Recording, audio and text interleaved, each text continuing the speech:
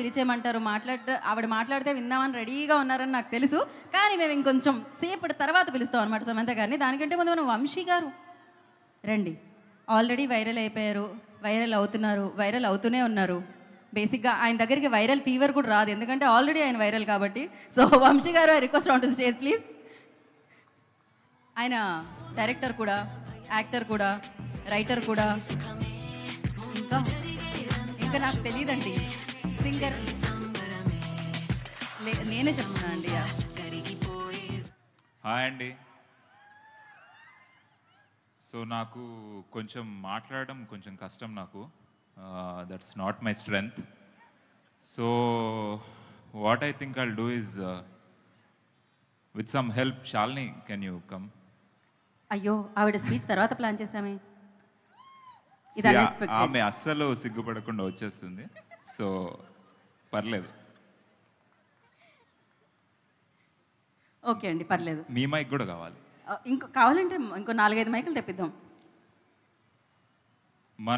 నేను కూడా మీ అందరిలాగే సమంత గారి పెద్ద ఫ్యాన్.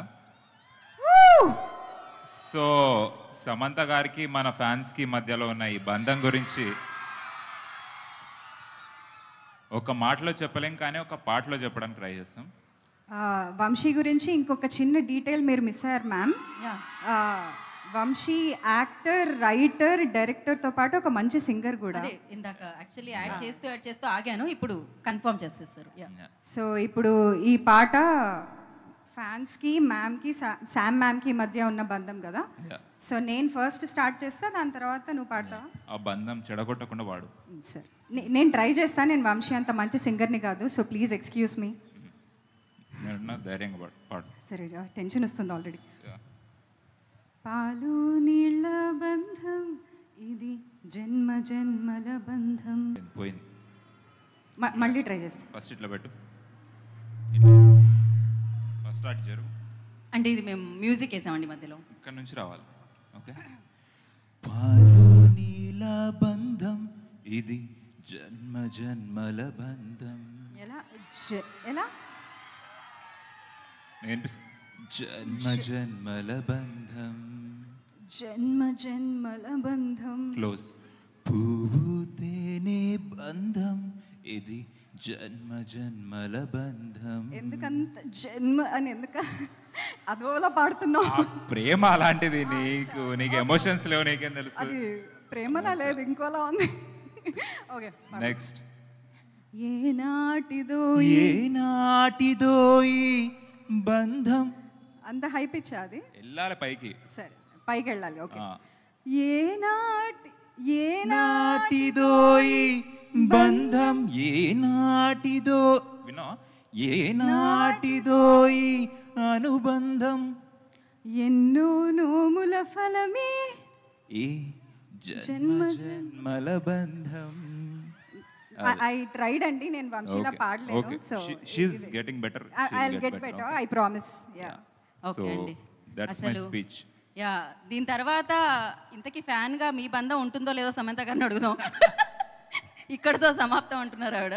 శుభం. వెళ్దామండి, మనం అందరం వెళ్దాం కిందకి. మీ వల్ల నేను యాంకరింగ్ వదిలేద్దాం అనుకుంటున్నా, వెళ్ళిపోదాం అనుకుంటున్నా కిందకి. ఈ ఒక్క పాటతో నా చీర కుచ్చుల్ని పట్టుకొని కిందకు వచ్చేద్దాం అనుకుంటున్నాను నేను. ఇప్పుడు బేసిక్గా బాబు, ఎవరి భార్యల్ని వాళ్ళు పక్కన కూర్చోపెట్టుకోండి.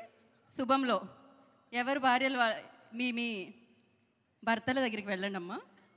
సినిమాలో భర్తల దగ్గరికి ప్రతిదాని వెనకాల ఏదో ఒకటి చెప్పాల్సి వస్తుంది. సమంత గారు ఫస్ట్లీ బ్యూటిఫుల్గా ఉన్నారు. ఆవిడ ఎప్పుడో బ్యూటిఫుల్గా ఉంటారు. And thank you so much. వెళ్ళారా, కరెక్ట్గానే కూర్చున్నారా? వంశీ గారికి ఎవరు లేరు, పర్వాలేదండి, మీ పాట మీతో ఉంది, మీ పాట మీతో ఉంది. హోమ్మా, ఈ ఒక్క ఛాన్స్ కొట్టేశారు ఆయన.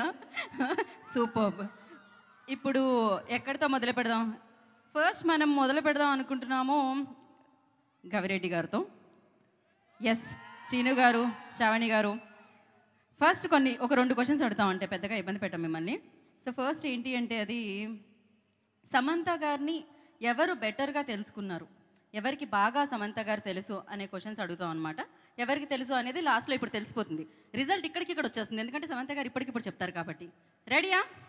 యువర్ టైం స్టార్ట్స్ నవ్ అన్న